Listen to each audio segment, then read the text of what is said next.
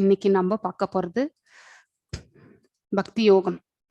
பக்தி யோகத்துல last chapter, அந்த சாப்டர் பேரே பக்தி யோகம் தான். ஸோ நம்ம அந்த சாப்டருக்குள்ள போகிறதுக்கு முன்னாடி ஸ்ரீ ராதா கோவிந்தா டிடிக்கு நம்மளுடைய பணிவான வணக்கங்களை தெரிவிச்சுட்டு so will enter into the session. Hare Krishna Krishna Krishna Hare Hare, Hare Rama Rama Rama Hare Hare. So நீங்க இன்வொகேஷன் ப்ரேயர் சொல்லிட்டீங்கல்ல மாதாஜி? ஓகே. ஸோ நேற்று நம்ம பார்த்தது பகவானுடைய விஸ்வரூப தரிசனத்தை பத்திலாம் பார்த்தோம். ஸோ எந்தெந்த வடிவங்கள்ல இருப்பாருன்ட்டு 10வது சாப்டர்ல சொல்லியிருந்தாரு. ஸோ அதனுடைய விஸ்வரூபத்துல வந்து அது அத்தனையுமே நம்ம பார்க்கக்கூடிய அந்த தருணத்தை நேற்று நமக்கு பகவான் ஏற்படுத்தி கொடுத்தாரு. ஸோ அது எல்லாத்தையுமே நம்ம வந்து பார்க்க முடிஞ்சது. ஸோ கிருஷ்ணன், அதாவது பார்த்தீங்கன்னாக்கா அர்ஜுனனுடைய எக்ஸ்பீரியன்ஸ் அதை கூட பார்த்தோம், அவருடைய அனுபவத்தையும் பார்த்தோம். ஸோ இனிஷியலாக அதை பார்த்து அவர் வந்து பரவசப்பட்டு பக்தியோட வந்து பார்த்தீங்கன்னாக்கா கை கூப்பி அவருக்கு வந்து வந்தனைகள் செய்தார். ஸோ ஆனால் அதுக்கப்புறம் கடைசியில் வந்து ஃப்யூச்சரில் என்ன நடக்க போகிறது என்பதை பார்த்த பிறகு அவர் வந்து குழப்பமும் கலக்கமும் வருகிறது. ஸோ அதை மீண்டும் வந்து பகவான் கிட்ட வந்து ரிக்வெஸ்ட் பண்ணுறாரு, எனக்கு இந்த உருவம் வந்து பார்க்கறதுக்கு என்னால் அதை பேலன்ஸ் பண்ணிக்க முடியல. ஸோ அதனால வந்து எனக்கு 4 கைகளுடைய உங்களுடைய அந்த தெய்வீகமான ரூபத்தை காட்டி அருளுங்கள் அப்படின்னு சொல்லிட்டு, சங்கு சக்கரம் கதையோடு இருக்கக்கூடிய அந்த ரூபத்தை பார்க்க நான் விழைகின்றேன் அப்படின்னு சொல்லிட்டு சொல்வாரு. பகவானும் அவனுடைய அந்த குழப்பமும் கலக்கமும் வந்து முடிவு பெறட்டும்னு சொல்லிட்டு ஃபர்ஸ்ட் 4 கைகளுடைய அந்த உருவத்தை காட்டி பிறகு அந்த 2 கைகளுடைய கிருஷ்ண உருவத்தையும் அவர் வந்து தரிசனப்படுத்துறாரு அவருக்கு. ஸோ அர்ஜுனாவுடைய ஜபங்கள், தூய பக்தி எப்படி செய்யறது அப்படிங்கிறத பற்றியும் நம்ம வந்து சில ஸ்லைட்ஸ் பார்த்தோம். நம்ம இன்னைக்கு கூட பார்த்தீங்கன்னாக்கா அதனுடைய கண்டினியூவேஷன் தான் நம்ம வந்து பார்க்க போறோம். ஸோ பக்தி மாதாஜி, ஒரு நம்ம இன்வொகேஷன் பிரேயர் இன்னும் சொல்லல. நம்ம வந்து பகவத்கீதையோட தியான ஸ்லோகம் டாக்டர் சுஜாதா சொன்னாங்க. சோ இது வந்து இனிமேதான் ஓம் அஜ்ஞான திமிராந்திர இனிமேதான் சார். ஓகே, சரி. ஓம் நமோ பகவதே வாசுதேவாய, ஓம் நமோ பகவதே வாசுதேவாய, ஓம் நமோ பகவதே வாசுதேவாய.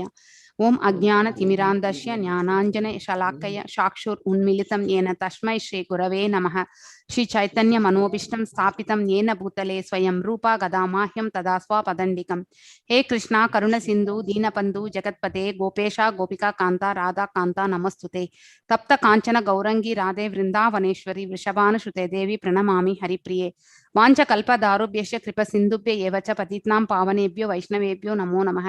ஜெய் ஸ்ரீ கிருஷ்ண சைத்தன்ய பிரபு நித்யானந்த ஸ்ரீ அத்வைத கதாதார ஸ்ரீவாசதி கௌரபக்த விருந்தா. ஹரே கிருஷ்ணா கிருஷ்ண கிருஷ்ண ஹரே ஹரே, ஹரே ராம ராம ராம ஹரே ஹரே. எல்லாருக்கும் வணக்கங்கள். இன்னைக்கு நாம வந்து இந்த 12வது அத்தியாயம் பக்தி யோகம் அதை பத்தி பார்க்க போறோம். பில்வமங்களா தாகூர் கதை ஆல்ரெடி சொல்லியிருப்பாங்கன்னு நினைக்கிறேன். அதுதான் அந்த பக்தி யோக ஸ்லைட்ல இருக்கிறது, அவர் தான். ஸோ பக்தி என்பது பாத்தீங்கன்னாக்கா உருவமற்ற நிலையில எப்படி.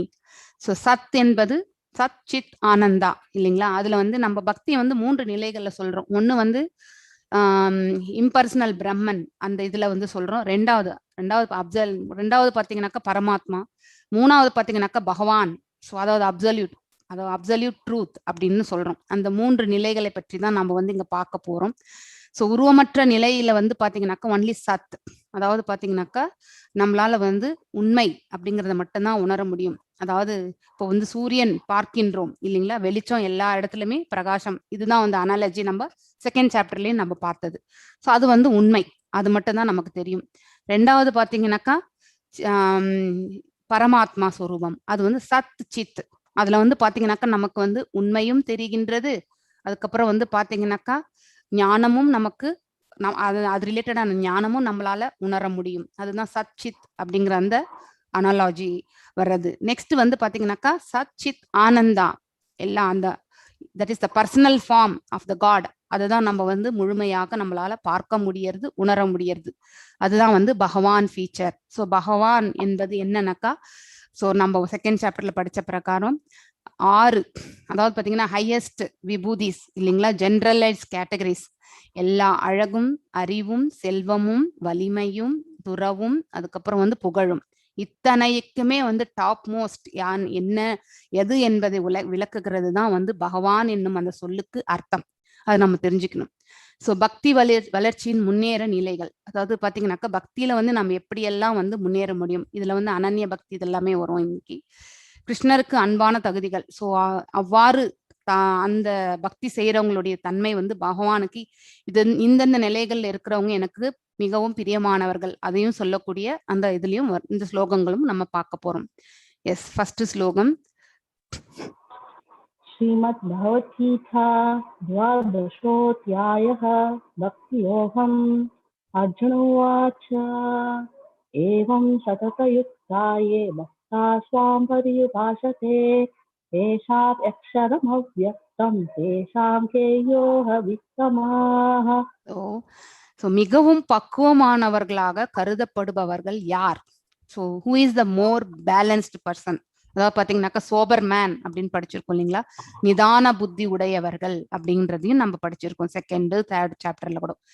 சோ அப்படிப்பட்ட மனதை பக்குவப்படுத்தியவர்கள் யார்? அவர் பக்குவப்பட்டதாக கருதப்படுபவர்கள் யார்? ஸோ என்னுடைய மனது பக்குவப்பட்டிருக்கா இல்லையான்றது வந்து அடுத்தவங்களால வந்து ஈஸியா அடையாளம் கண்டுபிடிக்க முடியும் இல்லைங்களா.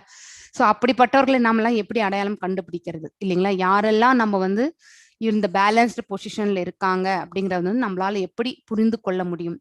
எப்பொழுதும் உனது பக்தி தொண்டில் முறையாக ஈடுபட்டுள்ளவர்களா அல்லது தோன்றாத அருவ பிரம்மனை வழிபடுபவர்களா? அதாவது பர்சனல் ஃபார்ம்ல வந்து பக்தி செய்கிறவர்களா, இல்லை இம்பர்சனல் ஃபார்ம்ல வந்து பக்தியுடைய உருவமற்ற நிலையை வழிபடுபவர்கள் வந்து பாத்தீங்கன்னாக்கா உன்னத நிலையில இருக்காங்கன்றத நம்மளால எது உன்னதமானது, ரெண்டுத்துல எது அப்படிங்கிற கொஸ்டின் தான் வந்து இப்போ அர்ஜுனர் வந்து வைக்கிறார். பர்சனல் ஃபார்ம் வர்ஷிப்பா இல்ல இம்பர்சனல் வர்ஷிப்பா? ஸோ யார் இதுல வந்து மேன்மையான இது அப்படிங்கறது வந்து கொஸ்டின் வைக்கிறார். ஆக்சுவலி ஒரு நிமிஷம், let me put it in the presenter mode. Yes, second ஸ்லோகம் வாசி. श्री भगवानुवाच मय्यावेश्य मनो ये मां नित्ययुक्ता उपासते श्रद्धया परयोपेतां ते मे युक्ततमा मताः. ஸோ எனது தனிப்பட்ட உருவின் மீது, பர்சனல் ஃபார்ம் தான் பகவான். ஏன்னா ஈஸி நமக்கு வந்து பக்தி வந்து பண்றது. ஃபார் எக்ஸாம்பிள் பாத்தீங்கன்னாக்கா நார்மலா வந்து புக்கு வச்சு நம்ம படிச்சு, எத்தனையோ பேர் வீட்டுல வந்து பகவத்கீதை புக் வச்சிருந்துருப்போம் நம்ம. ஆனா அதை எடுத்து படிக்கணும்னு நினைச்சிருப்போம். ஆனா ஒரு 2 பேஜ் படிச்ச பிறகு நம்மளாலே கண்டினியூஸா படிக்க முடியாது இல்லைங்களா. ஆனா அதையே வந்து ஒரு ஆடியோ கேட்டுட்ட பிறகு, இப்போ ஒருத்தர் வந்து உங்களுக்கு இதை சொல்லி கொடுக்குறாங்க ஆடியோல அப்படின்னாக்கா, அதை கண்டிப்பா நீங்க ஆடியோல கேட்டுட்டு அந்த புக்கை படிச்சீங்கன்னா உங்களுக்கு ஈஸியா புரியும். அதை விட இன்னும் ஈஸி என்னன்னாக்கா விஷுவல்ஸ், அதாவது பாத்தீங்கன்னாக்கா வீடியோ. இப்போ பியாண்ட் பர்த் அண்ட் டெத் அப்படிங்கிற அந்த வீடியோ வந்து ராதிகமா I think she has put. So அந்த வீடியோவை பார்க்கும்பொழுது உங்களுக்கு நான் எக்ஸ்பிளைன் பண்ணி சொல்றதை விட இன்னும் ஈஸியா உங்களுக்கு வந்து அந்த என்ன சொல்றது, வாழ்க்கைக்கு நமக்கு என்ன தேவை என்பதை அந்த வீடியோ நமக்கு எவ்வளோ ஈஸியா சொன்னதுன்றது வந்து நம்மளால புரியும் இல்லைங்களா. ஆல்வேஸ் விஷுவல்ஸ் வந்து பாத்தீங்கன்னாக்கா நமக்கு வந்து ஈஸியா மனசுல பதியக்கூடியது, இது நம்மளுடைய இயல்பு. ஸோ அது மாதிரி பகவானுடைய தனிப்பட்ட உருவம் நம்ம மனதுல வந்து நிலை நிறுத்தும் போது நம்ம வந்து அந்த உருவத்தை நம்மளால ஈஸியா மனதுல நிலை நிறுத்த முடியும். ஆனா தோன்றாத அருவத்தை, அதாவது பகவான் என்ன சுத்தி கூட இருக்கார் அப்படிங்கிறது வந்து அது நிதர்சனமான உண்மைதான். ஆனா அது மேல போக்கஸ் பண்ணி நம்மளால வந்து பக்தி செலுத்த முடியாது, கடினமானது அது ஆக்சுவலி. ஸோ நம்ம வந்து ஆக்ஞா சக்கரத்துல போக்கஸ் பண்ணு, அப்புறமா வந்து வெளிச்சத்தை லைட்டை வந்து ஃபோக்கஸ் பண்ணு, அதெல்லாம் இமேஜினேஷன் இல்லைங்களா. இனிஷியலா வந்து இமேஜினேஷன்ல இருந்து நம்ம ரியாலிட்டிக்கே போகிறது. That is how actually anything will go. அதாவது ஞானத்துல கூட பாத்தீங்கன்னாக்கா ஃபர்ஸ்ட் இனிஷியலா வெளிச்சம் வர்றதுதான் ஃபோக்கஸ் பண்ணுங்கன்னு சொல்லுவாங்க. அந்த ஃபோக்கஸ் நம்ம ஈஸியா அடைஞ்ச பிறகு பாத்தீங்கன்னாக்கா மறுபடியும் வெளிச்சம் வருதான்றதை நம்ம பார்க்க மாட்டோம். You will feel the energies, இங்க ஹெவினஸ் தெரியும். That is the truth. நம்ம தெரிஞ்சுக்கணும். நம்ம வந்து இந்த தியானத்துல போகும்பொழுது யூல் ஃபீல் ஹெவினஸ், அதுதான் வந்து உண்மையான இது. ஸோ நம்ம வந்து இந்த சக்கரம் வந்து எனேபிள் ஆயிருக்கு அப்படிங்கறது வந்து புரிஞ்சுக்கிறதுக்கு. ஸோ தனது தனிப்பட்ட உருவின் மீது மனதை நிலைநிறுத்தி பகவானுடைய தனிப்பட்ட நிலை, அதாவது பாத்தீங்கன்னா இங்க எப்படி இந்த டிடிக்கு வந்து அலங்காரம் பண்ணிட்டு இருக்காரு பிரபு. ஸோ இந்த உருவம் பாத்தீங்கன்னாக்கா நம்ம மனதுல பதிந்து விட்டால் நமக்கு வந்து ஈஸியா வந்து பக்தி பண்றது வந்து சுலபம். அதே வந்து உருவமே அற்ற நிலையை வந்து நம்ம வந்து மனசுல ஃபோக்கஸ் பண்ணி பண்றது வந்து கடினமான ஒரு ப்ராசஸ். ரெண்டுமே வந்து உயர்வானதுதான், இல்லைன்னு நம்ம சொல்லல. ஆனா எது ஈஸியா பக்குவம் அடைந்த தன்மை எது நமக்கு ஈஸியா கொடுக்குதுன்னாக்கா உருவ வழிபாடு தான் ஆக்சுவலி. சோ திவ்யமான நம்பிக்கையுடன், சோ இதுல வந்து நமக்கு தெய்வீகமான நம்பிக்கை கண்டிப்பாக தேவை. தெய்வ பக்தி என்பது இருந்தால் நமக்கு அந்த நம்பிக்கையும் ஈஸியா வந்து நம்மளோட ஒட்டின்றோம்.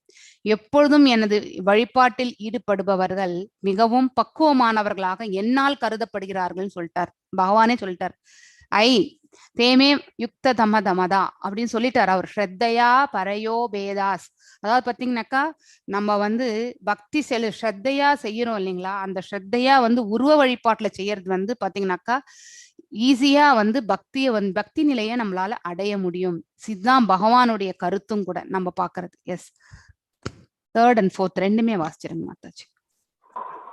ஏத்வா அக்ஷரமணிதேஷ அவ்யக்தம் பர்யுபாசதே சர்வத்ர சஸ்திதம் ச கூடஸ்தமசலம் த்ருவம் சன்னியம் நேந்திரியக்ராமம் சர்வத்ர சமபுத்தயः பிரேத்னாப்னுவந்தி மாமேவ சர்வபூதாயிதே ரதாः. எஸ், தோற்றம். ஆனால் இப்ப வந்து இம்பர்சனல் வர்ஷிப், அது இப்ப பாத்தீங்கன்னா தியானத்துல உட்காந்து ஃபோக்கஸ் பண்ணி பகவானை வந்து நம்ம வந்து எனர்ஜி லெவல்ஸ் சக்தி ரூபம் மட்டுமே அப்படின்னு நினைச்சு நம்ம ஃபோக்கஸ் பண்ணி பண்றது, அதுவும் பண்ண முடியும். ஆனா அது கடினமான ப்ராசஸ்.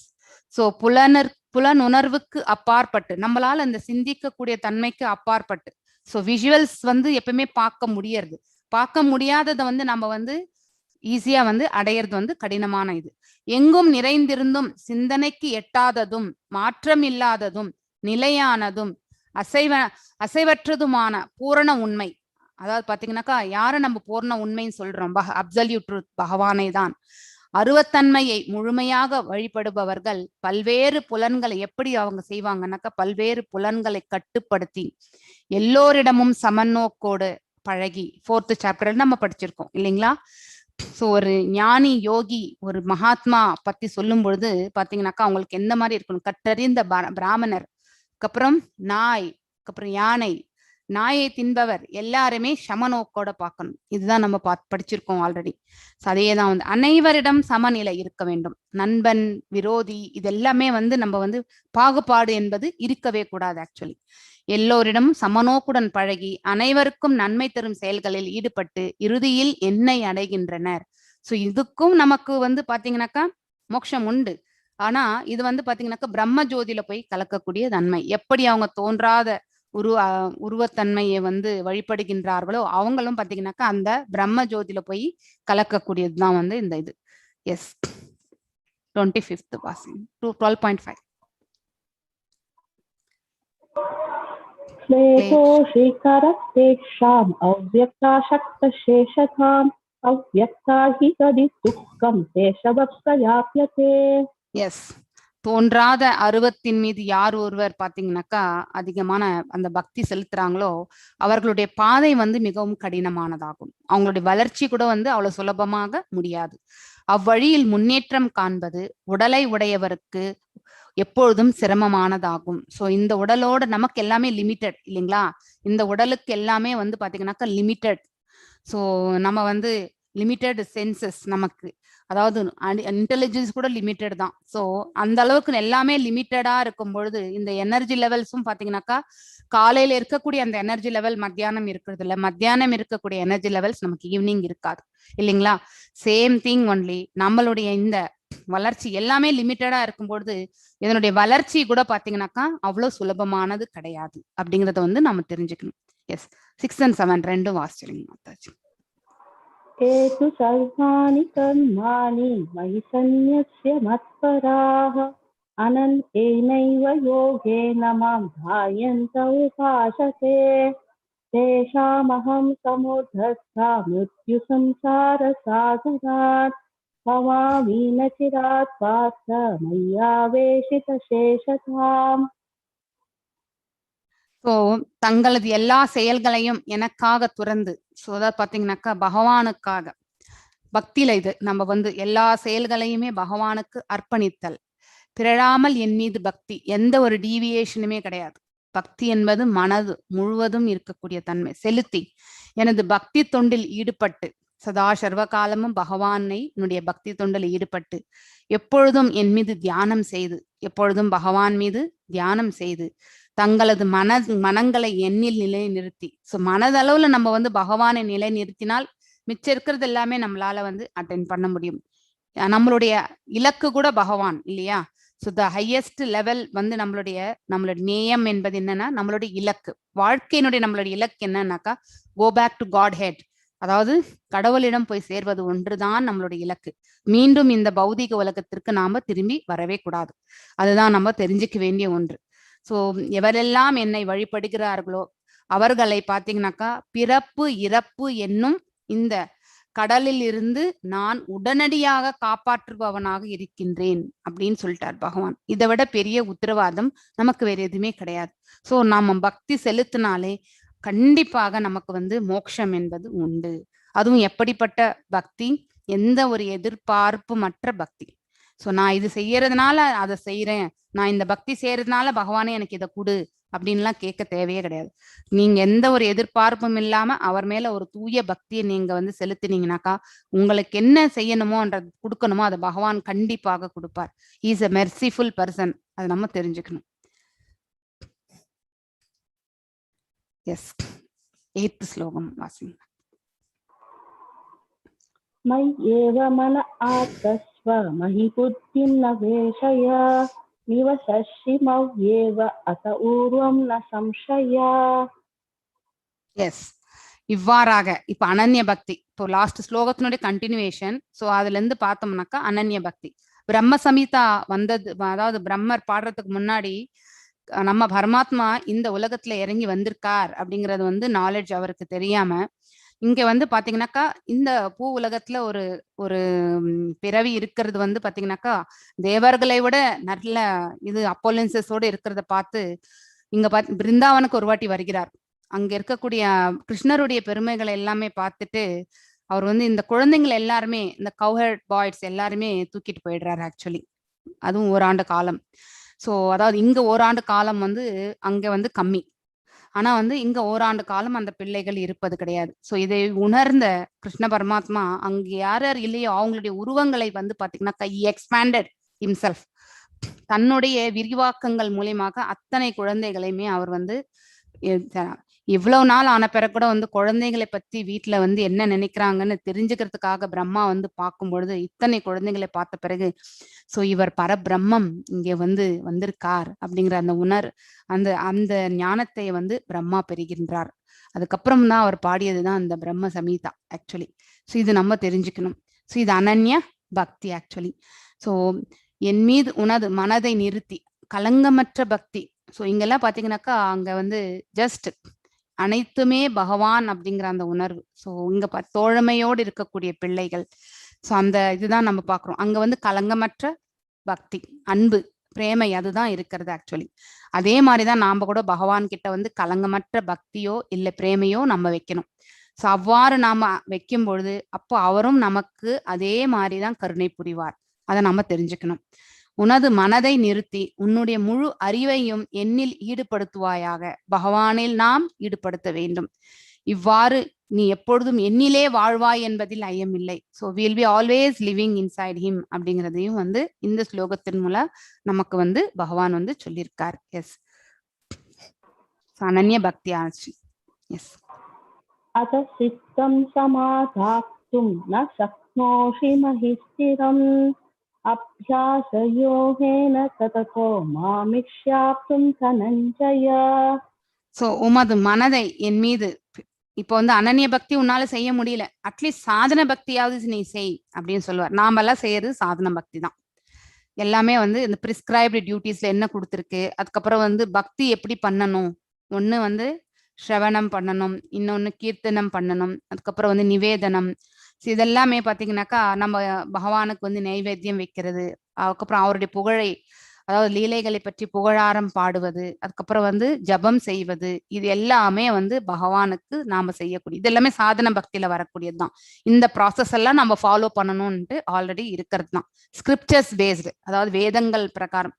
சோ உனது மனதை என் மீது பிழலாது நிறுத்த முடியாவிட்டால், அதாவது அனன்ய பக்தி உன்னால செலுத்த முடியாவிட்டால் பக்தி யோகத்தின் ஒழுக்க நெறிகளை பின்பற்றுவாயாக.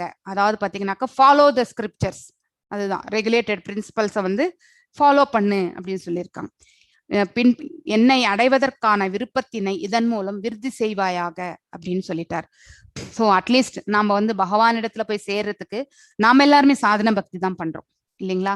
பியோர் டிவோஷன் லெவல் இன்னும் நம்ம அடையல. வி ஆர் ஹேவிங் எக்ஸ்பெக்டேஷன்ஸ் இல்லையா? எதிர்பார்ப்புகள் உண்டு நமக்கு.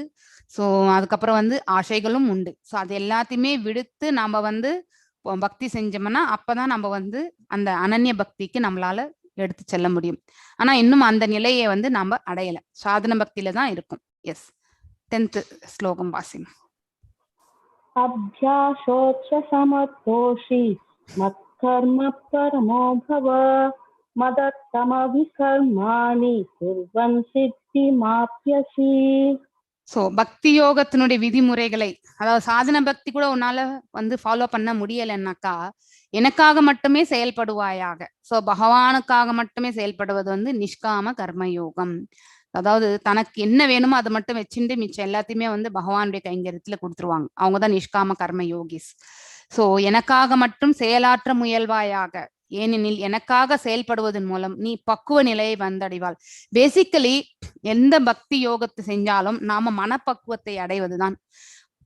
ஒன்ஸ் வி அட்டைன், நம்மளால அந்த மனப்பக்குவ நிலைக்கு நம்ம அடைய முடிந்தால் கண்டிப்பாக இந்த வாழ்க்கையில் இல்ல, அதாவது ஃபியூச்சர் வாழ்க்கையை பத்தி நம்ம வந்து வரி பண்ணிக்க வேண்டிய அவசியமே கிடையாது ஆக்சுவலி. ஏன்னா நம்மளுடைய இருமைகள் அனைத்தும் கலைந்திருக்கும். ஸோ அடுத்த வாழ்க்கை என்று இருந்தால் இன்னும் நல்ல ஃபேமிலியில பிறக்கக்கூடிய ஒரு வாய்ப்பு நமக்கு கிடைக்கும். இல்லைன்னாக்கா மோட்சத்துக்கான மார்க்கமும் நமக்கு கிடைக்கும். ரெண்டுத்துல ஒரு ஆப்ஷன் நமக்கு கிடைச்சிடும். ஸோ அட்லீஸ்ட் நிஷ்காம கர்ம யோகியாக ஆவாயாக அப்படின்ட்டு வந்து பகவான் வந்து இந்த ஸ்லோகத்தில் சொல்றார். ஸோ இங்க பாத்தீங்கன்னாக்கா எத் கரோஷி எத் அஷ்னாஷி, இது நம்ம படிச்சிருக்கோம். எதையெல்லாம் செய்கின்றாயோ, நீ எதையெல்லாம் உண்கின்றாயோ, நீ எதையெல்லாம் படைக்கின்றாயோ, நீ எதையெல்லாம் வந்து பாத்தீங்கன்னாக்கா கொடுக்கின்றாயோ, நீ எந்த தவங்களை எல்லாம் செய்கின்றாயோ அனைத்தையும் எனக்கு அர்ப்பணமாக செய் அப்படின்றது வந்து நம்ம 9th சாப்டர்ல நம்ம படிச்சிருக்கோம் இல்லையா? எத் கரோஷி எத் அஷ்னாசி எத் யுஹோஷி ததாஷி எத் எத் தபஸ்யசி கௌந்தேய எத் குருவஷ மத் அர்ப்பணம். அதுதான் இது.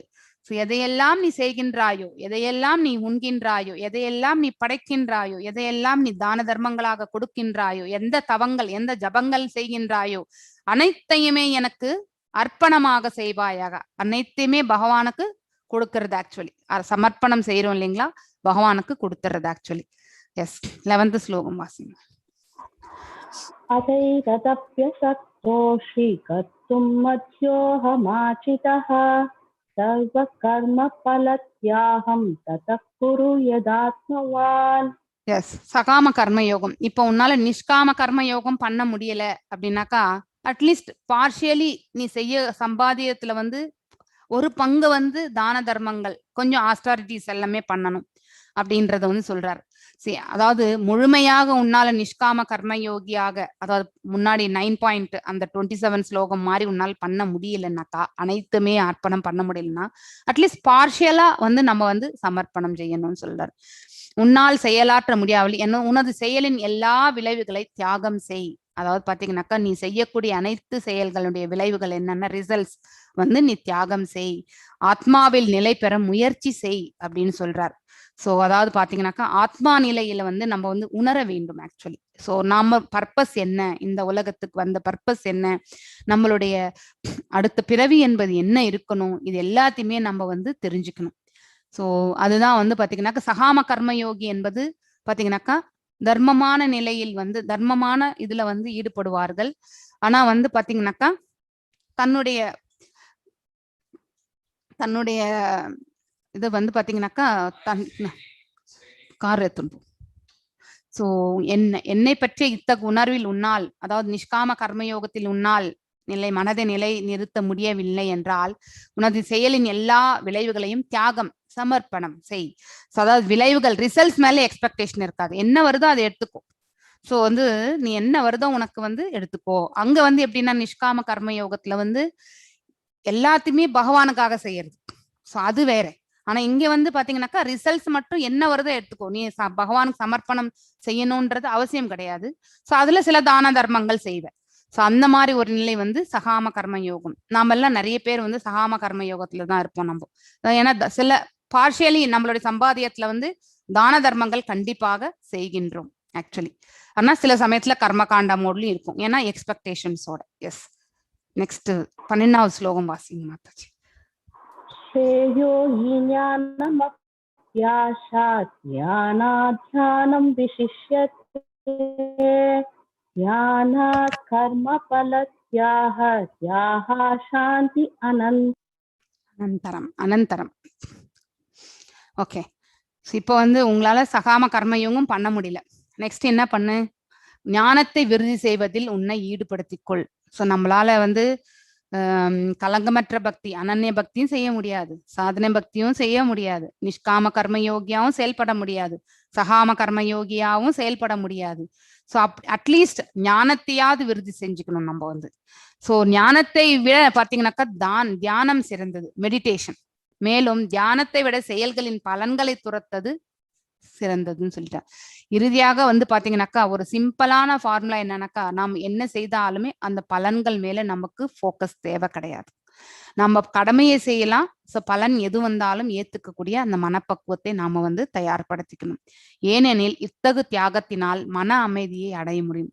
எண்ட் ஆஃப் த டே ஹாப்பினஸை விட பீஸ் ஆஃப் மைண்ட் தான் நமக்கு மிகவும் முக்கியம். ஸோ ஹாப்பினஸ் வந்து பாத்தீங்கன்னாக்கா சில கணங்கள் தான் நமக்கு. ஆனா நிம்மதி என்பது பாத்தீங்கன்னாக்கா நமக்கு எப்பவுமே சதாசர்வ காலமும் நம்மளோட வரக்கூடிய ஒன்றுதான். அதை நம்ம வந்து கரெக்டான வழியில எடுத்துட்டு போனாக்கா. சந்தோஷமும் துக்கமும் சில சமயத்துல வந்து போகும், ஆனா நிம்மதி வந்து நம்ம என்னைக்குமே வந்து நம்ம மனசை நம்ம வந்து எந்த நிலையில எடுத்துட்டு போறோமோ அதுக்கேற்ற மாதிரி நம்மளுடைய நிம்மதியை நம்மளால டிஃபைன் பண்ண முடியும். நமக்கு அளவுக்கு அதிகமாக ஆசைகள் இருந்தா லைஃப்ல என்னைக்குமே நிம்மதி இருக்காது. ஆனா ஆசைகளே இல்லாம, அதாவது எது இருந்தாலுமே அக்செப்ட் பண்ணிட்டு போகக்கூடிய மனசுக்கு எந்த சூழ்நிலையிலுமே அவங்க வந்து பாத்தீங்கன்னாக்கா நிம்மதியாக இருப்பார்கள். அது நம்ம தெரிஞ்சுக்கணும். எஸ், 13 and 14 வாசிங்க மாதா.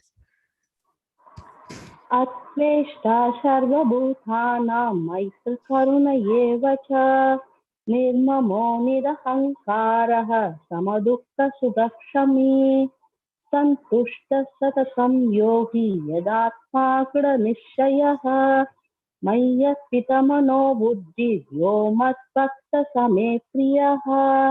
எஸ், இப்ப பகவான் பாத்தீங்கன்னா இது வரைக்குமே நிறைய விதமான எந்தெந்த விதத்துல பக்தியை வந்து எவாலுவேஷன் பண்ண முடியும், எந்த இதுல போனா நம்ம வந்து இந்த பக்தி அனன்ய பக்தினா என்ன, அப்புறம் வந்து பாத்தீங்கன்னாக்கா சகாம பக்தின்னா என்ன, நிஷ்காம கர்ம யோகியா வர்க்கக்கூடிய பக்தி என்ன, அதுக்கப்புறம் வந்து பாத்தீங்கன்னாக்கா சாதன பக்தி என்ன, அதுக்கப்புறம் ஞானம் கலந்த ஞான யோகத்துல வரக்கூடிய பக்தி என்ன, அதுக்கப்புறம் தியான யோகத்துல வரக்கூடிய பக்தி என்ன, இது எல்லாமே சொல்லி பார்த்தார்.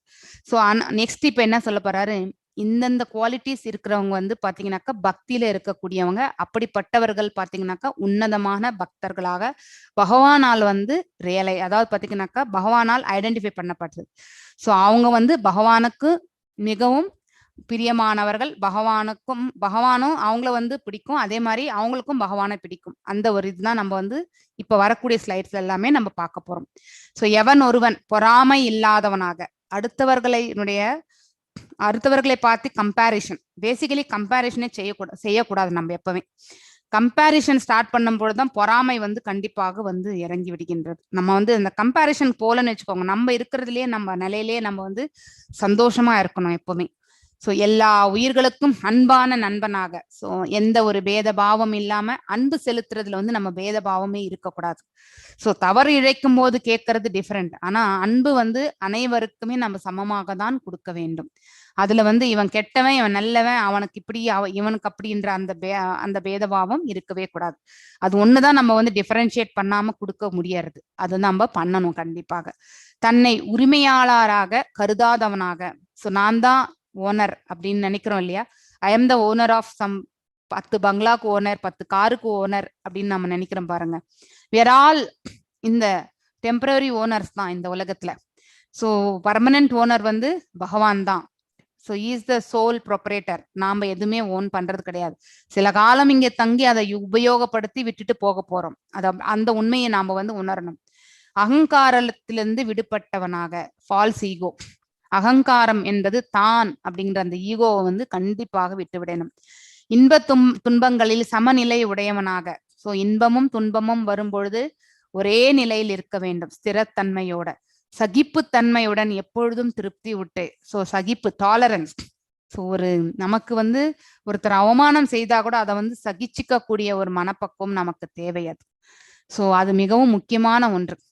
எப்பொழுதும் திருப்தி உற்ற சுய கட்டுப்பாடு உடையவனாக, செல்ஃப் கண்ட்ரோல், எதுலையுமே வந்து இருக்கிறதுலயே வந்து மனசு திருப்தி அடையிறது. ஸோ தனது மனதையும் புத்தியையும் எண்ணில் நிலை நிறுத்தி, ஸோ நம்ம மனசையும் அறிவையும் பார்த்தீங்கன்னா பகவான் மேல நிலை நிறுத்தி உறுதியுடன் பக்தி தொண்டில் ஈடுபட்டுள்ளானோ அத்தகைய பக்தன் வந்து எனக்கு மிகவும் பிரியமானவன் சொன்னார். இந்த மாதிரி நிறைய கேரக்டரிஸ்டிக்ஸ் ஆஃப் எ பக்தன், ஒரு பக்தனுடைய சுபாவங்களை வச்சு இந்த மாதிரி எல்லாம் இருந்தா எனக்கு அவன் வந்து உன்னதமான பக்தன் அப்படிங்கறது எல்லாத்தையுமே பகவான் வந்து சொல்லுவார் ஆக்சுவலி. எஸ், 15th ஸ்லோகம் வாசிங்க மாதாஜி.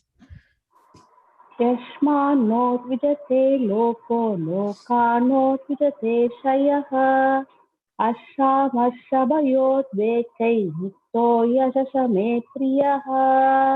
எஸ், யாருக்கும் தொல்லை கொடுக்காமலும், நாம் அடுத்தவர்களுக்கு எப்பவுமே சிரமம் கொடுக்க கூடாது, யாராலும் தொந்தரவு செய்யப்படாமலும். அப்படின்னாக்கா தொந்தரவுகள் என்பது நமக்கு கண்டிப்பாக வரும், ஆனா அதை நம்ம வந்து தொந்தரவாக எடுத்துக்க கூடாது. So we should not consider it as a நமக்கு வந்து உபாதைகள் வருது, இவங்களால நம்ம கஷ்டங்கள் வந்துன்னே இருக்கே அப்படின்னு அந்த ஃபீலிங் இருக்கக்கூடாது. இது எல்லாமே நம்ம it is a part of the life அப்படின்னு எடுத்துட்டு போகணும். ஃபார் எக்ஸாம்பிள், இங்க இந்த விமானத்துல வந்து சித்திரகேது என்ற மன்னர் பாத்தீங்கன்னாக்கா வராரு அந்த பக்கம். ஸோ நம்ம சிவபெருமான் வந்து பாத்தீங்கன்னா நாரத மகரிஷி எல்லாம் ரிஷி முனிகள் எல்லாம் உட்கார்ந்துருக்காங்க. ஸோ அங்க வந்து நம்ம மகாவிஷ்ணு பத்தியான அந்த இதை என்னது பாகவதத்தினுடைய சில இது எல்லாமே வந்து சொல்லுவார் சிவபெருமான். அவருக்கு தெரிஞ்சது எல்லாமே அவர் சொல்லுவாரு. அதை கேட்டுட்டு இருக்கும்பொழுது பார்வதி தாயாரும் பக்கத்துலதான் உட்கார்ந்துருப்பாங்க. ஸோ அந்த அவருடைய இது மேல வந்து கால் போட்டுட்டு உட்கார்ந்துருப்பாங்க. ஸோ அதை பார்த்துதான் வந்து சித்திரகேது என்ற மன்னர் வந்து சிரிச்சிட்டாரு அப்படின்னு நினைச்சிட்டு பார்வதி தாயார் சட்டுன்னு சாபம் கொடுத்துருவாங்க, நீ வந்து ஒரு அசுரனாக கடவாய் அப்படின்னு சொல்லிட்டு. அவனும் வந்து விருக்ஷாசுரனாக அந்த சாபத்தை வந்து முழு மனதோட ஏற்றுக்கொள்வார். யாரு? அந்த சித்திரகேது மன்னர்.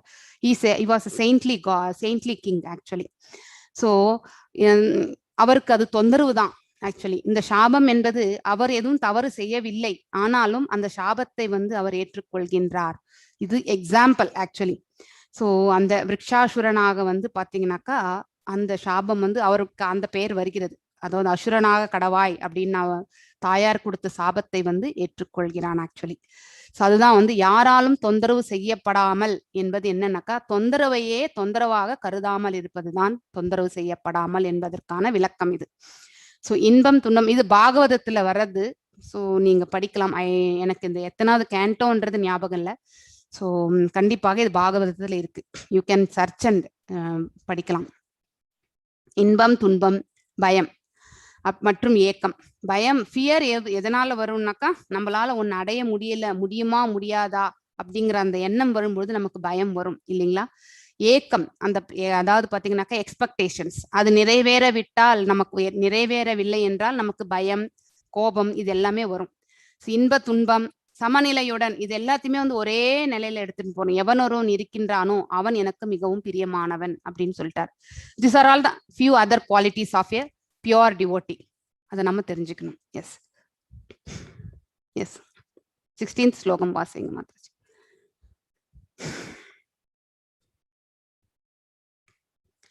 அனபேக்ஷ சுஷீர்தக்ஷ உதாசீனோ கதவ்யயத சர்வாம்பர பரியத்யாகி யோ மத் பக்த சமே பிரியஹ. அதாவது பாத்தீங்கன்னாக்கா எவன் ஒருவன் சாதாரண செயல்களை சார்ந்து வாழாமல், சாதாரணமா டெய்லி நமக்கு என்ன தேவை, நமக்கு இருக்கிறதுக்கு ஒரு இடம், அதாவது நம்ம வந்து அதாவது நம்ம மானத்தை காப்பாற்றிக் கொள்வதற்கான ஒரு உடை, அப்புறம் வந்து ஜீவிக்கிறதுக்காக உணவு, இது எல்லாமே நமக்கு அத்தியாவசியமான ஒன்று இல்லைங்களா. பேசிக் நெசசிட்டிஸ் ஆக்சுவலி. அத்தகைய சாதாரண செயல்கள் கூட பாத்தீங்கன்னாக்கா அதன் மேல கூட ஆதாரப்படாமல், அதாவது இருக்கிறதுக்கு இடம் இல்லை என்றாலும் அப்படிங்கிறது. நல்ல உடை இல்லை என்றாலும், நல்ல உணவு இல்லை என்றாலும், ரொம்ப அதாவது பாத்தீங்கன்னாக்கா அதாவது நல்ல செழிப்பான ஒரு இது நமக்கு இல்லை என்றாலும், தூய்மையாகவும், அதாவது மனதளவுல அவங்க வந்து ரொம்ப உன்னதமான நிலையில இருப்பாங்க. நிபுணனாக கவலைகளின்றி அந்த சிரமத்திலையுமே வந்து பாத்தீங்கன்னாக்கா நமக்கு இல்லையே என்ற ஒரு ஏக்கம் இல்லாமல் எல்லாவித வழிகளிலிருந்தும் விடுபட்டவனாக. ஏன்னா எக்ஸ்பெக்டேஷன்ஸே இருக்காது இந்த மாதிரி ஒரு டிவோட்டிக்கு. ஏதாவது எதிர்பார்ப்புகள் இருந்தால் மட்டுமே நமக்கு வந்து பாத்தீங்கன்னாக்கா அதை அடைய முடியவில்லை என்றால் நமக்கு பாத்தீங்கன்னாக்கா இன்பம் துன்பம் இது எல்லாமே வந்து வரக்கூடிய சகஜங்கள் தான். அதாவது அடைய முடியலையே கோபம் எல்லாமே நம்ம வந்து பார்க்கணும். நமக்கு நிறைவேறவில்லை என்றாலே நமக்கு மன வருத்தங்கள் உண்டு.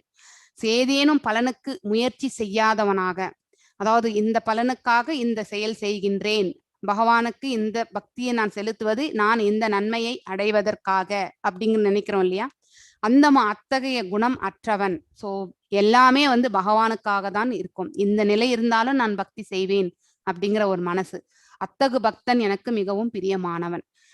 இந்த இவர் வந்து பாத்தீங்கன்னாக்கா இவருடைய பேர் வந்து எனக்கு கிளியரா ஞாபகம் இல்லை. But he's a Bengali based. இவர் வந்து பிரிட்டிஷ் காலத்துல வந்து பாத்தீங்கன்னாக்கா ஒரு நல்ல வேலையில இருந்தவர் தான்.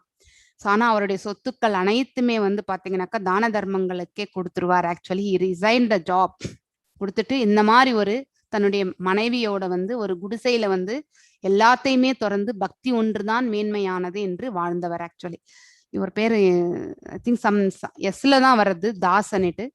ஐ am not able to recollect. So அந்த மாதிரி ஒரு உன்னதமான பக்தர் இருந்தது எல்லாத்தையுமே கொடுத்துட்டு இப்ப வந்து இருக்கக்கூடிய இந்த ஏழ்மை நிலையில வந்து நம்ம வந்து பகவானுக்கு பக்தி மட்டும்தான் செலுத்தணும் அப்படிங்கிற அந்த உன்னதமான ஒரு நிலை.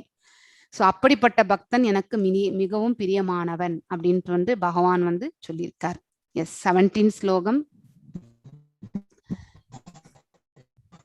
சுஜாதா மாதாஜி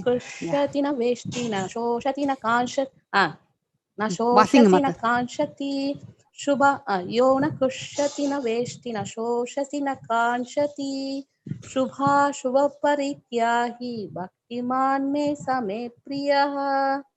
எவன் ஒருவன் ஒரு பொழுதும் மகிழ்வதில்லையோ துன்பப்படுவதில்லையோ, அதாவது மகிழ்ச்சியை இலக்காக கொள்ளாமல், துன்பத்தே நமக்கு துன்பமே இருக்கேன்ற வருத்தப்படாமல், அதை பத்தியே வந்து புலம்பின்ண்டே இருப்போம். நிறைய பேர்கிட்ட இந்த சுபாவம் உண்டு. உலகத்திலேயே நாம ஒருத்தர் மட்டும்தான் கஷ்டப்பட்டு இருக்கோம்ட்டு 10 பேர்கிட்ட நம்ம பேசிட்டே இருப்போம். இந்த மாதிரி இருக்கக்கூடியவர்களும் இருப்பார்கள். ஆக்சுவலி சில பேர் வந்து பாத்தீங்கன்னாக்கா அடுத்தவங்க நம்ம கிட்ட வந்து ஹெல்ப் கேட்பாங்கன்ட்டு அவங்க கேட்கறதுக்கு முன்னாடியே நம்ம கிட்ட எதுவுமே இல்லைன்ற, நாங்களே ரொம்ப கஷ்டத்துல இருக்கிறோன்ற ஒரு பாட்டையும் பாடிடுவாங்க இல்லைங்களா. சோ அந்த மாதிரி ஒரு இது பாத்தீங்கன்னாக்கா புலம்புறது, எப்பவுமே சொன்னதையே திருப்பி திருப்பி வந்து தன்னுடைய கஷ்டத்தையே ஒரு பிரதானமா எடுத்துட்டு சொல்றது. ஆசைப்படுவது, அதாவது பாத்தீங்கன்னாக்கா எதிர்பார்ப்புகள் அற்ற வாழ்க்கை. ஆக்சுவலி மேலும் எவனொருவன் மங்களமானவை அமங்கலமானவை ஆகிய இரண்டையும் துறக்கின்றானோ, அதாவது பாத்தீங்கன்னாக்கா மங்களமான ஒரு செயல்கள் மட்டுமே நம்ம செய்யணும்ன்ற ஆசைப்படக்கூடாது. அதே மாதிரி அமங்கலத்தை நம்ம வெறுக்கவும் கூடாது. சோ ரெண்டுமே கலந்ததுதான் இந்த வாழ்க்கை இல்லையா. அந்த தத்துவத்தை நாம புரிந்து கொள்ள வேண்டும். அத்தகு பக்திமான் எனக்கு மிகவும் பிரியமானவன் அப்படின்னு சொல்றாரு. ஆக்சுவலி சோ இங்க பாத்தீங்கன்னாக்கா பிரகலாதனை வந்து அவருடைய தந்தை வந்து யானையை விட்டு வந்து பாத்தீங்கன்னாக்கா மிதிக்க சொல்றதுதான் இந்த சுச்சுவேஷன். சோ அவ்வளவு அதாவது தன்னுடைய பிள்ளையே வந்து தனக்கு வந்து விரோதியாக அவர் வந்து கருதுகிறார். யாரு? நம்ம ஹிரண்யகசிபு. ஆனா தந்தையுடைய இறப்பு வரும்பொழுது பாத்தீங்கன்னாக்கா நரசிம்ம தேவர் கிட்ட வந்து பிரகலாதன் தன்னுடைய தந்தைக்கு மோட்சத்தை கொடுங்கன்ட்டு தான் கேட்பார்.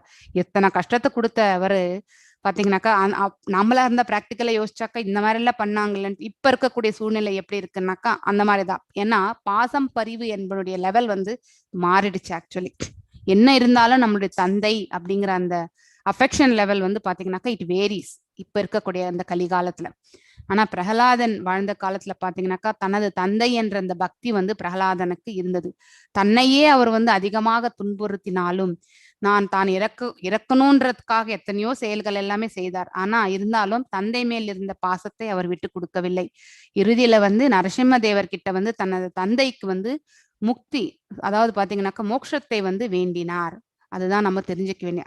அத்தகைய பக்தன் வந்து எனக்கு மிகவும் பிரியமானவன் அப்படிங்கிறதையும் வந்து பகவான் இங்க சொல்லியிருக்கார். 18 and 19 ரெண்டுமே வாசிச்சிருங்க. हरे कृष्ण। समसद्रौषमित्रेश्च तथा मानावमानवोः शीशोषुणसुखदुःखेषु समसङ्गविवर्जितः तुल्यनित्यासुतिर्मौनी सन्तुष्टो येन केनचित् अनिकेतसितमतिर्भक्तिमान् मे प्रियो नरः। எஸ், பாத்தீங்கன்னாக்கா யார் ஒருவர் நண்பர்களையும் எதிரிகளையும் ஒரு போல பார்ப்பது, அதாவது டியூவாலிட்டிஸ், இந்த டியூவாலிட்டிஸ் எல்லாத்துலயுமே வந்து ஒரு சமம் போல இருக்கிறது. ஸோ ஸ்திரமான புத்தி, ஃபிக்ஸிங் த மைண்ட், அதுதான் முக்கியமான ஒன்று ஆக்சுவலி. ஸோ நண்பனை எதிரியையும் ஒரே மாதிரி பாவிக்கணும். அதுக்கப்புறம் வந்து மானம் அவமானம், அதை பத்தியும் வந்து நம்ம வந்து ரெண்டுத்தையும் சமமாகவே நினைக்கணும். இன்பம் துன்பம் ரெண்டும் கலந்ததுதான் வாழ்க்கை அப்படிங்கிற அக்செப்ட் பண்ணிக்கக்கூடிய மனசு. வெப்பம் குளிர், வெயில் காலத்திலயும் நம்ம வந்து அந்த வெப்பத்தை வந்து சகிச்சுக்கணும். குளிர்காலத்திலயும் நம்ம அதை வந்து தாங்கக்கூடிய கெப்பாசிட்டி இல்லைனாலும் அதையும் அக்செப்ட் பண்ணிக்கணும். புகழ்ச்சி இகழ்ச்சி, ஒருவர் நம்மளை வந்து நல்லவர் என்று சொன்னாலும் அதுக்காக நம்ம வந்து அதிகமாக சந்தோஷப்படாம, தீயவர் என்று சொன்னாலும் அதுக்காக நம்ம அதிகமா வருத்தப்படாம இருக்கக்கூடிய நிலையில நம்ம இருக்கணும். ஆகியவற்றில் அனைத்திலுமே பாத்தீங்கன்னாக்கா நடுநிலை வகித்து களங்கம் தரும் தொடர்புகளிலிருந்து எப்பொழுதும் விடுபட்டு, களங்கம் தொடர்புனாக்கா தட் இஸ் என்னன்னாக்கா நம்ம வந்து தவறான பாதைகளுக்கு போகக்கூடிய அந்த வழிகளிலிருந்து இருந்து நாம் என்னைக்குமே தூரமாக விலகி இருக்க வேண்டும். ஸோ மௌனமாக என்னனை கொண்டும் திருப்தியுற்று, அதுக்கப்புறம் பாத்தீங்கன்னாக்கா தங்குமிடத்திற்காக கவலைப்படாமல், அதாவது நமக்கு இன்னைக்கு எங்க தங்கறதுக்கு இடம் இல்லையே அப்படிங்கிற அந்த ஃபீலிங் இல்லாம அறிவில் நிலை பெற்று பக்தி தொண்டில் ஈடுபட்டுள்ளானோ அத்தகு மனிதன் எனக்கு மிகவும் பிரியமானவன் சொல்லிட்டார். ஸோ இதெல்லாமே டிஃபரெண்ட் குவாலிட்டிஸ். ஓ, அதை நம்ம தெரிஞ்சுக்கணும். எஸ், 20th வாசிங்கம்மா. हरे कृष्ण। एतु धर्म्यामृतमिदं यदोक्तं पर्युपासते श्रद्धानान् मत्परमा பக்தாதேதீவ மே பிரியாஹ. ஸோ பக்தி தொண்டு என்னும் இந்த அழிவற்ற பாதையை பின்பற்றி, ஸோ இவ்வாறாக பக்தி செய்யும் முறைகளை தெரிஞ்சின்றோம். ஸோ ஒருவருடைய ஒருவருடைய சுபாவம், பக்தியில இருக்கக்கூடியவர்களுடைய உன்னதமான சுபாவங்கள் என்னன்றது எல்லாமே நம்ம தெரிஞ்சின்றோம், கேரக்டரிஸ்டிக்ஸ். ஸோ அந்த மாதிரி நம்ம பக்தியை செலுத்தும் பொழுது என்னை பரம இலக்காக வைத்து, ஹீ இஸ் த டார்கெட், பகவான் தான் நமக்கு இலக்கே, அவரிடம் செல்வதுதான் நம்மளுடைய இலக்கு வைத்து நம்பிக்கையுடன் தன்னை ஈடுபடுத்துபவர்கள் எனக்கு மிக மிக பிரியமானவர்கள் அப்படின்னு சொல்லிட்டார். அவருக்கு ரொம்ப பிடிச்சவங்க பார்த்தீங்கன்னா பில்வமங்கல தாகூர். ஸோ மிகவும் பிரியமானவர்கள். ஸோ இதோட நம்மளுடைய இந்த பக்தி யோகம் சாப்டர் வந்து முடிஞ்சது. ஹரே கிருஷ்ணா. முடிச்சுட்டுங்களா மாதாஜி? முடிச்சிருங்க. இது ஸ்ரீமத் பகவத்கீதாசு உபனிஷத்சு பிரம்ம வித்யாயாம் யோகசாஸ்திரே ஸ்ரீகிருஷ்ணார்ஜுன சம்வாதே பக்தி யோகோ நாம द्वादशोऽध्यायः। कृष्णार्पणमस्तु। हरे कृष्ण माताजी. ஹரே கிருஷ்ணா. திங்க் ராதிகா அம்மா ஜாயினா இருக்காங்களா? இல்ல மாதாஜி, வரல. அப்படிங்களா? ஓகே, நீங்க போல்ஸ் போட்டுருங்க. எஸ். அர்ஜுனன் பகவானிடம் மிகவும் பக்குவம் அடைந்தவர்களாக கருதப்படுபவர் யார் என்று கேட்டான். உங்களது கருத்துப்படி மிகவும் பக்குவம் அடைந்தவர் யார்? அதற்கு பகவான் விடை அளித்தார். அப்படின்னு தோன்றாத அருவ பிரம்மனை வழிபடுபவர், எப்பொழுதும் பகவானின் பக்தி தொண்டில் ஈடுபடுபவர்கள், தன் சுயநலத்திற்காக கடவுள் வழிபாடு செய்பவர், கடுந்தவம் செய்து கடவுளை அயராது துதிப்பவர். நெக்ஸ்ட் பாத்தீங்கன்னாக்கா சன்யமேந்திரியா கிரமா என்ற பொருளின் அதாவது என்ன என்ற சமஸ்கிருத வார்த்தையினுடைய பொருள் என்ன? உதவுகின்ற மக்கள், தூங்குவது மற்றும் சாப்பிடுவது, அனைத்து புலன்களையும் அடக்கிய, பேய்களை பின்தொடர்வது. ஸோ சன்யமேந்திரியா, சன்யாமேந்திரியா. சன்யா என்றாலே நமக்கு தெரியும், சந்நியாசத்துக்கு ரிலேட்டடான இது. ஸோ ஹிண்ட் கொடுத்துருக்கேன் பாருங்க. ஸோ அதுக்கு என்ன பண்ணணும் சந்நியாசத்துக்கு போகிறதுக்கு அப்படிங்கறத பாருங்க. பின் வருவனவற்றில் எது உருவமான ஆத்மாவிற்கு கடவுளின் நேரடி தொண்டு செய்ய எளிதானது? அதாவது பாத்தீங்கன்னா எந்த முறை, ஞான யோகமா, கர்ம யோகமா, பக்தி யோகமா, அஷ்டாங்க யோகமா, எந்த இதுல வந்து நம்மளால ஈஸியா வந்து பகவானுக்கு பக்தி செலுத்த முடியும் அப்படிங்கறத வந்து பாக்குறோம். ஐயோ கிருஷ்ண பிரபு ஐ திங்க் ராதிகாமா லாகின் ஆயிட்டாங்கன்னு நினைக்கிறேன். ஸோ ஐ திங்க் ஆமா மாதாஜி. போல்ஸ் போயிடுச்சு. நான் எது படிச்சனோ அதுக்கப்புறம் விட்டதுல இருந்து படிங்க. படிக்கவா? எஸ் ரெண்டாவதா? ஓகே, ரெண்டாவதா? மூணாவது. மூணாவது. ஓகே. பின்வருவனவற்றில் எது உருவகமான ஆத்மாவுக்கு கடவுளின் நேரடி தொண்டு செய்ய எளிதானது? ஞான யோகமா, கர்ம யோகமா, பக்தி யோகமா, அஷ்டாங்க யோகம்? அர்ச்சா விக்கிரகம் என்பது பரமபுருஷனுடைய டேஷ் ஆகும். சேவை, அவதாரம், உணர்தல், உருவம். அஞ்சாவது, தூய பக்தி சேவைக்கான இணைப்பை ஒருவர் எவ்வாறு உருவாக்குகிறார்? நல்ல சங்கமம், ஒரு நல்ல ஆன்மீக ஆசிரியர் ஏற்றுக்கொள்வது, பக்தி தொண்டாகிய இந்த அழிவற்ற நித்தியமான பாதையை ஏற்றுக்கொள்வதா? அழிவற்ற பாதையே ஆமா, பாதையை ஏற்றுக்கொள்வது. பாதை ஏற்றுக்கொள்வது, மேலே உள்ள அனைத்தும். ஆறாவது கிருஷ்ணர் மகாராஜா ஸ்ரீ கிருஷ்ணர் மகாராஜா அம்பரீஷனின் பக்தியை கண்டு மனமகிழ்ந்து தன்னுடைய டேஷ் அளித்தார்.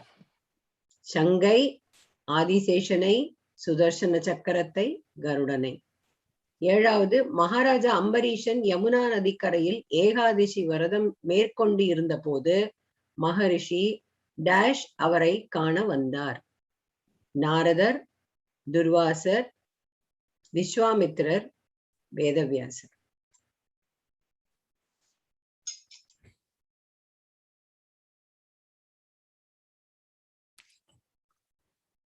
ஜஸ்ட் ராதிகாமா நீங்க ஸ்டோரி சொல்லுங்க. அவங்க போல்ஸ் போடட்டும்.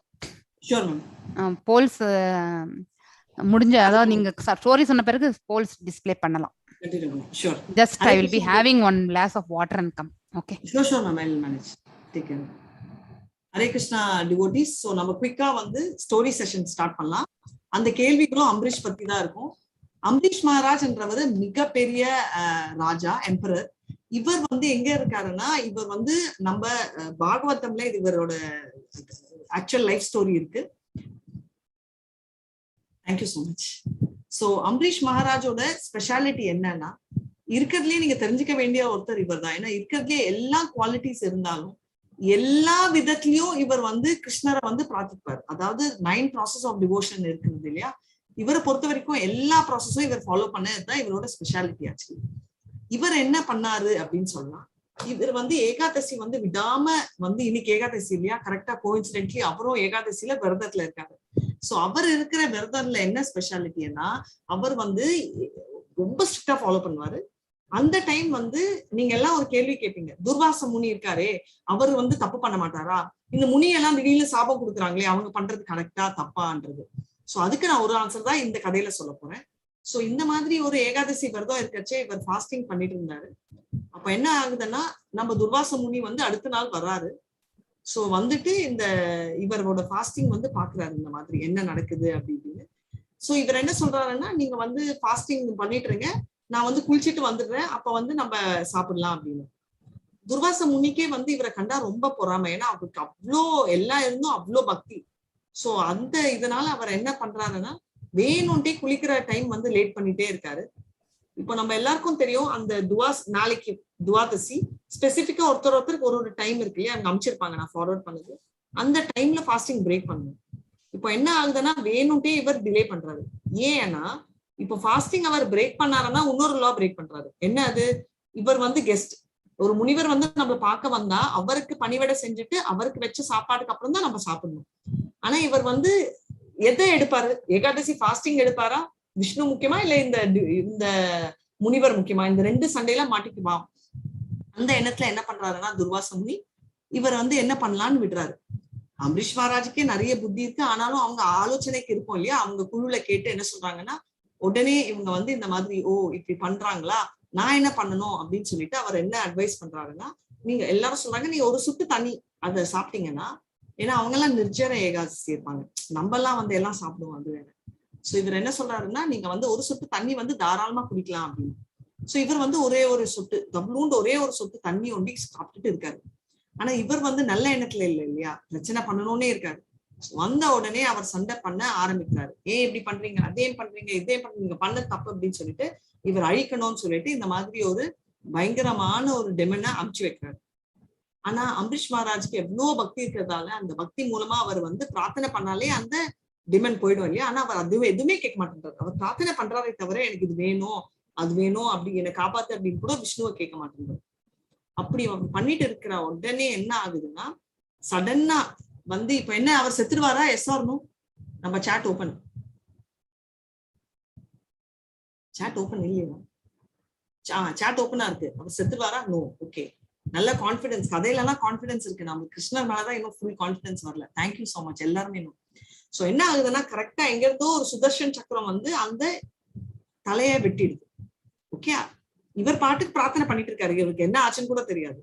அதுக்கப்புறம் என்னன்னா அந்த சுதர்ஷன் சக்கரம் வந்து விடாம அடுத்தது என்ன பண்ணும் சுதர்ஷன் சக்கரம்? நேரா வந்து இந்த துர்வாச முனியை துரத்துது. சோ நீங்க எல்லாம் கேட்டீங்க இல்லையா, இந்த மாதிரி முனிவர்கள் எல்லாம் பண்ணலாமா, பண்றது கரெக்டா தப்பான்னு. கிருஷ்ணர் அங்க இருந்தும் காப்பாத்துவாரு. சோ சுதர்ஷன் சக்கரத்துல இருந்து விடுவிக்கிறதுக்கு இவர் ஓடுறாரு. நேரா பிரம்மலோகத்துக்கு போய் பிரம்மர் கிட்ட கேட்கச்சே பிரம்மா சொல்றாரு, அப்பா எனக்கு பவர் இல்லப்பா, என்ன விட்டுருன்னு. அதை முடிச்சிட்டு நேரா சிவன் கிட்ட போனோடனே சிவன் சொல்றாரு, அப்பப்பா எனக்கு தெரியாது, விஷ்ணு அம்ச சக்கரம், நானே ஒரு விஷ்ணு டிவோட்டி, நான் ஒன்னும் பண்ண முடியாது, நீங்க விஷ்ணு கிட்டே போயிருக்கீங்க. இவர் வந்து ஓடி போறாரு விஷ்ணு கிட்ட. விஷ்ணு சொல்றாரு, அப்பப்பா என்னால ஒன்னும் பண்ண முடியாது அப்படின்னு.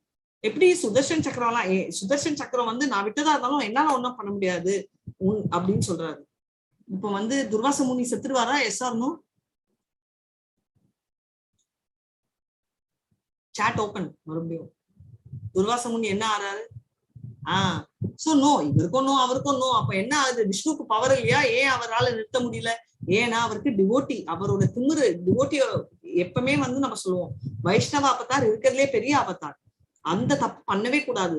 அதனால அவர் என்ன சொன்னாருன்னா நேரா போய் இதை வந்து சால்வ் பண்ண முடிஞ்சது அம்பரீஷ் மகாராஜ் தான். அவர்கிட்டயே போய் நீங்க சரண்டர் அடிச்சுட்டு அவர் மன்னிச்சா வேணா சுதர்ஷன் சக்கரம் பின்னாடி வரும், இல்லைன்னா சுதர்ஷன் என் பேச்சே கேட்காது அப்படின்னு விஷ்ணு சொல்றாரு. சோ துர்வாச முனிவர் திரும்ப ஓடி போய், டிஃபரன்ஸ் பாருங்க, முனிவரா இருந்தாலும் அவர் உசுருக்கோசம் ஒரு ஒரு இடத்துமா ஓடிட்டு இருக்காரு. இன்னொரு பாயிண்ட்டும் நீங்க பாக்கணும், நம்ம பார்த்தோம் இல்லையா, நம்ம அட்வான்ஸ் நம்ம எல்லாம் பார்த்தோம் இல்லையா, இந்த மாதிரி 4th சாப்டர்ல எல்லாம் பார்த்தோம். இந்த மாதிரி என்னதான் தேவர்களா இருந்தாலும் விஷ்ணுக்கு மிஞ்சி அவங்க யாருமே எதுவுமே ஹெல்ப் பண்ண மாட்டாங்க.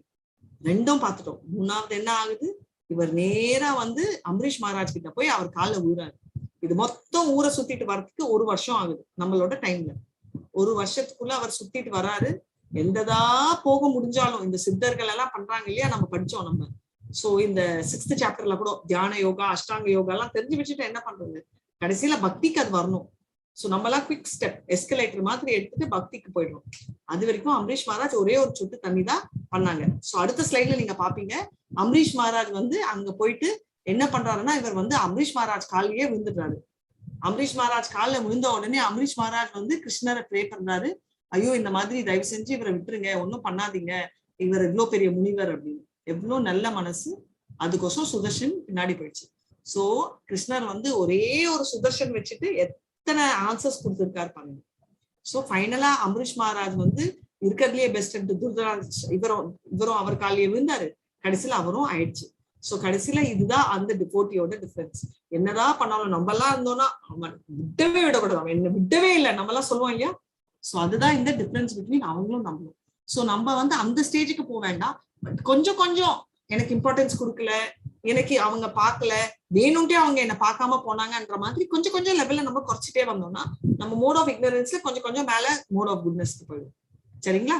சோ இன்னைக்கு டேக்அவேஸ் நான் ஆல்ரெடி சொல்லிட்டேன். சோ இதோட நம்ம வந்து போல் நீங்க கம்ப்ளீட் பண்ணலாம், ஸ்டோரியும் நான் சொல்லிட்டேன். சரிங்களா? ஹரே கிருஷ்ணா டிவோட்டீஸ். அண்ட் क्वेश्चंसக்கு சாட் ஓபனா இருக்கு, யூ கேன் டைப்.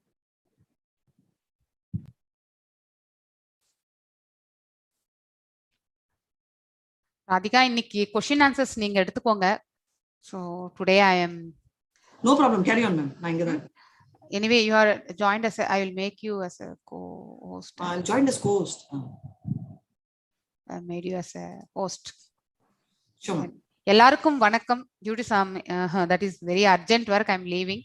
So எல்லாருக்கும் வணக்கம். Questions எல்லாம் நீங்க I think ராதிகா கிட்ட கேளுங்க, சொல்லுவாங்க. If anything you still need, நாளைக்கு வேணா கூட நான் கண்டிப்பா சொல்றேன். நான் தேங்க்யூ வெரி மச் எல்லாருக்கும்.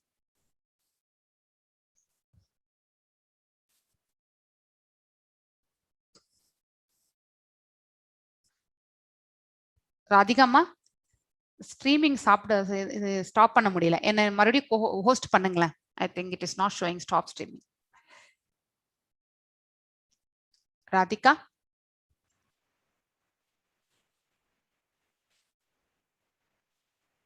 please make me as co-host something so that I can stop this YouTube stream and then I can mute la இருக்கீங்க.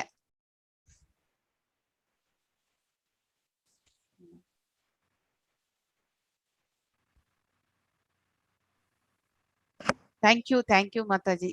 டவுட்ஸ் இருந்தா நீங்க சாட்ல போடுங்க. I think Mataji she will be giving the clarification. Thank you very much.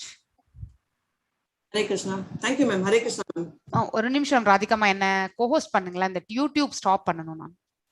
Sure ma'am.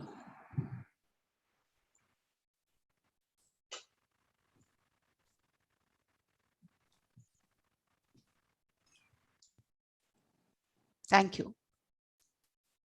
அப்பயும் எனக்கு வரலையே அது stop பண்றது. ஹோஸ்டே பண்ணுங்களேன். Then I will make you again host.